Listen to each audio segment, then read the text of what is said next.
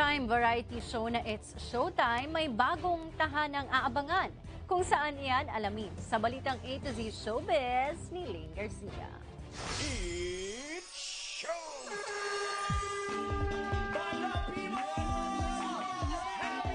Gina sa GTV ang longest running show ng Kapamilya Network na It's Showtime sa bago nitong tahanan simula July 1. Yan ay matapos maglabas ng statement ang ABS-CBN na kumpirmado na ang pag-ere ng noontime show sa GTV. Sa pahayag, sinabi na may kinalaman ng pag-ere ng Showtime sa GTV sa pagpasok ng bagong noontime show ni na dating Senador Tito Soto, Vic Soto at Joey De Leon sa TV5. Ayon kasi sa Media Quest Chairman na si Manny Pangilinan, nakakumit na sila sa programa ng TVJ. Excited naman ang TV host at ang nag-iisang unkabogable na si Vice Ganda pati mga co-host ng It's Showtime sa kanilang new home.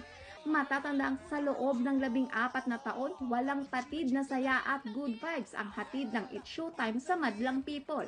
Nagpasalamat naman ng ABS-CBN sa GTV channel at nakahanap sila ng isa pang tahanan ng It's Showtime. Tuloy-tuloy pa rin ang pagpapasikat at pagbibigay ng saya dahil mapapanood pa rin ito sa A to Z, Kapamilya Channel, I Want TFC, TFC at sa bagong tahanan GTV, Lunes hanggang Sabado, alas 12 ng tanghali. Para sa balitang A to Z Showbiz, Lane Garcia.